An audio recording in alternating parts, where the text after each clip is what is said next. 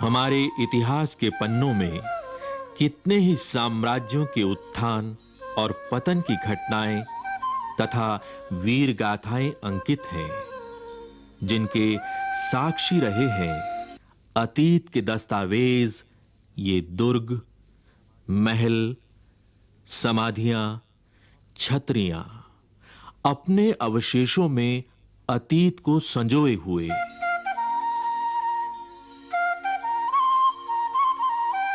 कौन थे वे लोग?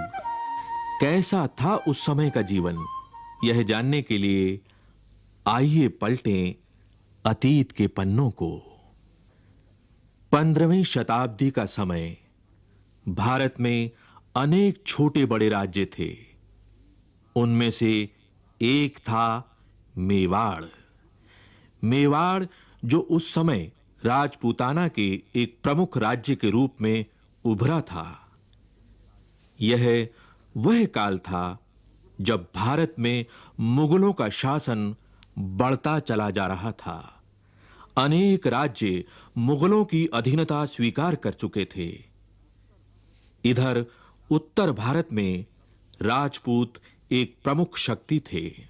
मेवाड़ पर सिसोदिया वंश के राजपूतों का शासन था, जिनका मुगलों के साथ बराबर विरोध बना रहता था। मेवाड़ के इतिहास के पन्नों को पलटें तो एक प्रमुख शूरवीर का नाम उभरता है।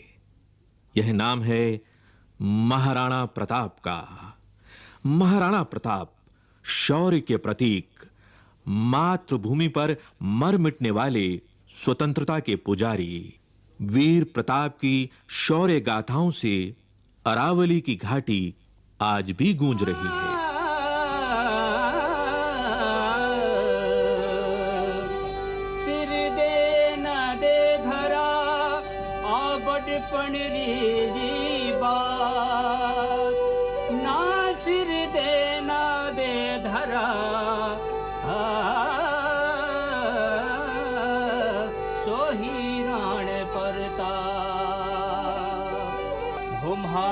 मेवाड़ी सिरदार नील घोड़ारा अश्वार राणा, सुने तो जय जय रे मारा। मेवाड़ी सिरदार नील घोड़ारा अश्वार राणा, सुने तो जय जय रे, सुने तो जय जय रे। मेवाड़ी राणा सुने तो जय।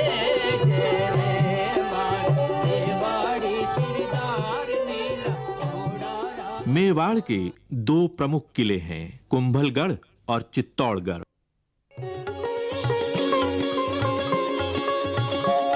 पंद्रहवीं और 16वीं शताब्दी में मेवाड़ के राणा कुंभा और राणा सांगा ने मेवाड़ की कीर्ति को शिखर तक पहुंचाया।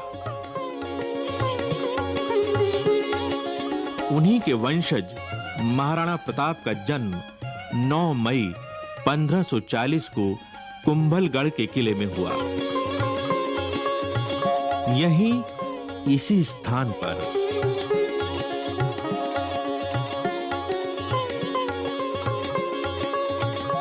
कुंभलगढ़ के तत्कालीन महाराणा उदय सिंह और महारानी जयवंती बाई का पुत्र प्रताप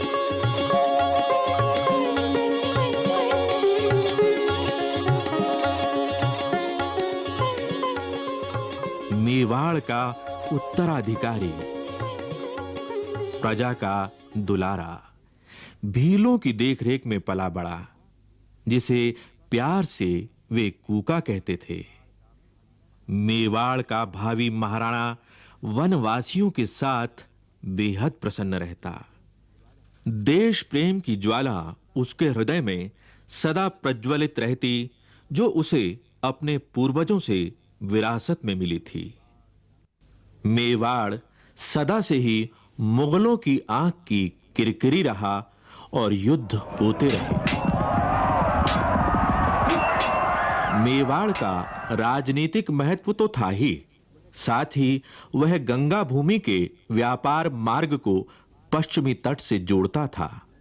अतः मेवाड़ को अपने अधीन करना मुगल शासकों के लिए जरूरी हो गया था। मध्यकालीन भारत का इतिहास देखें तो पाएंगे कि उस काल में महत्वाकांक्षी मुगल सम्राट अकबर का साम्राज्य लगभग पूरे भारत में छा चुका था।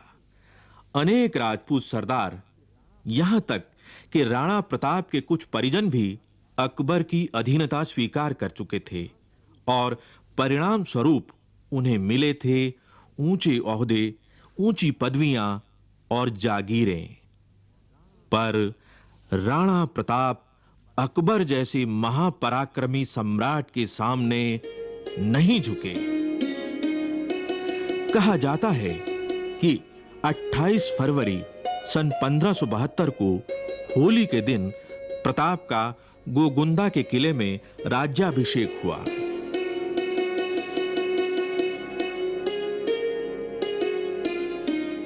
जब प्रताप का राज्याभिषेक हुआ तब उन्हें न कोई राजधानी मिली, न साधनों का जरिया। वे बहुत कम साधनों से ही मुगल सम्राट से जूझते रहे। प्रताप ने हर संकट को चुनौती समझा और इससे उनके संकल्प और अधिक मजबूत होते गए। अकबर ने राणा प्रताप को यह समझाने के लिए कि वह उनकी अधीनता स्वीकार कर लें, अनेक दूत भेजे, पर राणा स्वाभिमानी थे, देशभक्त थे, वे नहीं माने।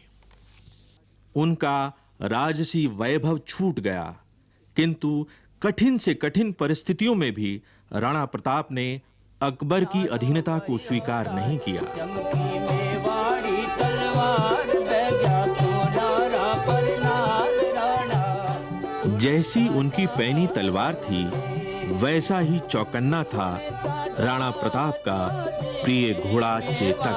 राणा सुनता जा जो देवा, मेवाड़ी सिरदार नील घोड़ा रा असवार राणा सुनता जा जो दे। यदि मेवाड़ की भौगोलिक स्थिति को देखें तो पाएंगे कि इसका अधिकांश भाग पथरीला और पहाड़ी है। आसपास जंगल हैं और जनजातियों की बस्तियां हैं।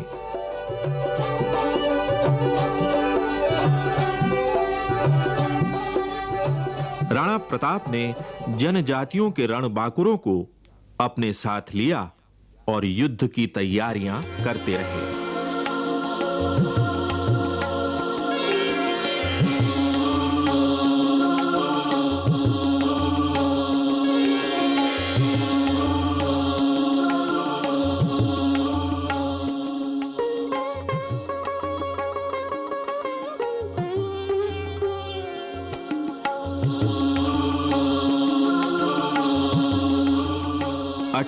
जून सन 1576 ईस्वी को अकबर की सेना और महाराणा प्रताप के बीच इतिहास प्रसिद्ध हल्दी घाटी का युद्ध हुआ। एक ओर राजा मानसिंह के नेतृत्व में अकबर की विशाल सेना थी। कहा जाता है इस सेना में 10,000 घुड़सवार थे और हजारों पैदल सिपाही थे। दूसरी ओर राणा प्रताप की सेना में केवल 3,000 घुड़सवार और मुट्ठी भर सैनिक थे, मगर ये सैनिक मातृभूमि पर मर मिटने वाले रणबांकुरे थे।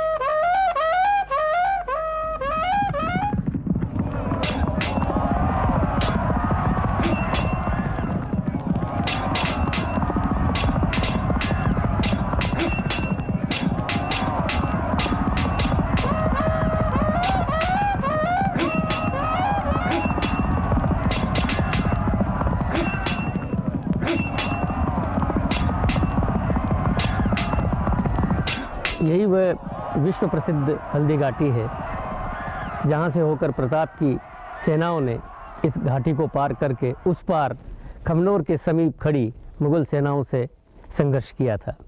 इस घाटी की विशेषता यह है कि इस घाटी के जो मिट्टी है उसका रंग पीलापन लिए हुए है, इसीलिए हल्दी के समान रंग वाली मिट्टी का होने के कारण इसको हल्दी घाटी कहा जाता है। ये बहुत ही तंग दर्रा है जिसमें से होकर प्रताप की सेनाओं ने आगे बढ़ करके मुगलों की सेनाओं का विरोध किया था। ये रक्त तलाई है। रक्त तलाई का अर्थ है कि जहाँ पर खून की तलाई भर गई थी, खून का तालाब बन गया था। आपको विदित है कि इस ओर हल्दी घाटी है। हल्दी घाटी का जो मुंह है वो लगभग यहाँ से 1.5 किलोमीटर दूर है। इसी तरफ बाईं ओर मुगलों की सेनाओं का पड़ाव था। ये जिस ओर आप अभी ये बम्बूल के पेड़ हैं, इन पेड़ों के पीछे उस ज़माने में केवल सीधा मैदान था और उस मैदान की जो सीमा है वो आगे बनास नदी से मिलती है। जो मुगलों की जो सेनाएं थी वो उस बनास नदी के किनारे से इस प्रदेश से, इस भाग से बढ़ती बढ़ती इस स्थान तक आई थी। मुगलों की सेनाएं हल्दी घाटी के मुंह तक पहुंची थी। प्रताप की सेनाओं ने उनको खदेड़ते खदेड़ते लगभग 1.5 किलोमीटर तक यहाँ ले आए।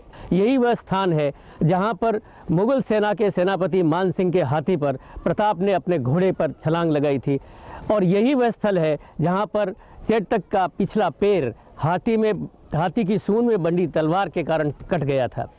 यही वह स्थल है जहाँ पर हकीम खां सूर ने प्रताप को सलाह दी थी कि वो पीछे लौट जाए क्योंकि उसके प्राण संकट में थे। यही वह स्थान है जहाँ पर इसके साथ चलने वाले वीरों ने अपना बलिदान दिया था। झालामान ने अपने सर पर छत्र रख करके ये कहना प्रारंभ किया कि महाराणा प्रताप मैं हूँ, और इस प्रकार भयंकर अंतिम युद्ध की जो परिणति है वो यहाँ पर खून की सरिता के रूप में हुई थी। यहाँ पर एक वीर विशेष का भी मैं नाम लेना चाहूँगा, वीरवर पूंजा, जिसके कि साथी लोग इन पहाड़ियों के अंदर, पीछे की ओर की पहाड़ियों के अंदर थे। उन्होंने पीछे से पत्थर बरसाने प्रारंभ किए थे, और यहाँ पर एक वीर जो कि इस ओर इस छतरी की तरफ मैं इशारा कर रहा हूँ, ये राम सिंह तंवर की है, जो ग्वालियर का महाराजा था और वो भी इस लड़ाई में अपने पुत्रों के साथ मौजूद था और यहाँ पर अब लड़ता हुआ मारा गया। और ये वह मध्य स्थल था जहाँ पर भयंकर युद्ध हुआ। यहाँ पर लाशें पट गई और चारों ओर से घमासान होने लगा। हल्दी घाटी का युद्ध एक दिन में ही समाप्त हो गया। राणा प्रताप के हाथ से गोगुंदा का किला और कुंभलगढ़ निकल गया, लेकिन प्रताप का मस्तक नहीं झुका। हल्दी घाटी युद्ध समाप्त हो जाने पर भी महाराणा प्रताप का संघर्ष जीवन भर चलता रहा। पराजित हो जाने पर भी अरावली की घाटी गूंज उठी प्रताप की कीर्ति और पराक्रम की गाथा से। प्रताप की यशोगाथा मेवाड़ तक ही सीमित नहीं रही, बल्कि समूचे देश में फैल गई।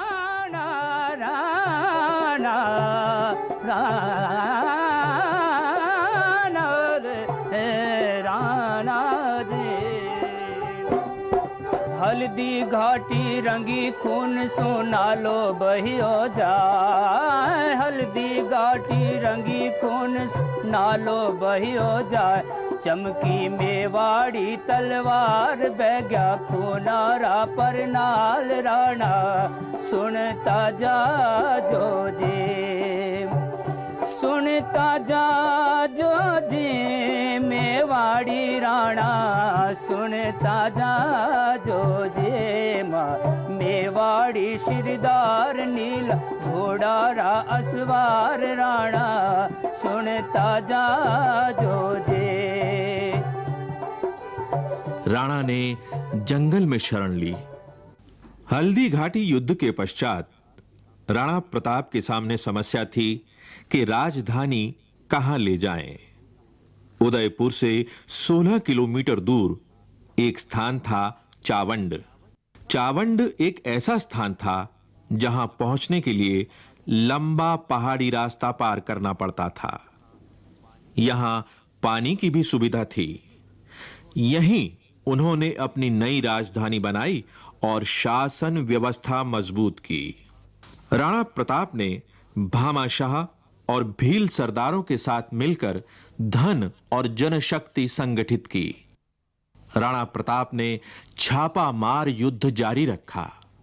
सन 1579 के बाद राणा पर मुगलों का दबाव कुछ कम हुआ, क्योंकि अकबर का ध्यान अब पूर्वी भारत के विद्रोह और उत्तर पश्चिमी सीमावर्ती गतिविधियों पर था। राणा ने अवसर का लाभ उठाकर चित्तौड़ और मांडलगढ़ को छोड़ अपने राज्य का एक प्रमुख हिस्सा वापस हासिल कर लिया और मेवाड़ फिर से स्वतंत्र हो गया। ऐसा माना जाता है कि मेवाड़ के सिंह राणा प्रताप शेर का शिकार करते हुए गहरी चोट खाकर घायल हो गए और 19 जनवरी सन 1597 को चावंड में ही महाराणा प्रताप ने अपना शरीर त्याग दिया।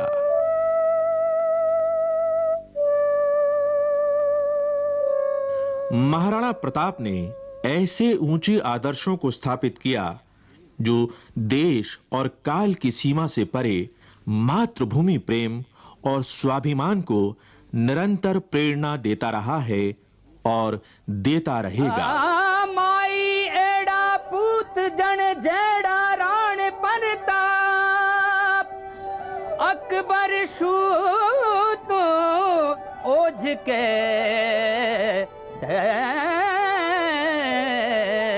जान शिराण साहब हमारा मेवाड़ी सिरदार लील घोड़ेरा अश्वार राणा सुन तो जाए जो जे मारा मेवाड़ी सिरदार नीला घोड़ेरा अश्वार राणा सुनता जाए जो जी सुनता जा जो जी मेवाड़ी राणा सुनता जा।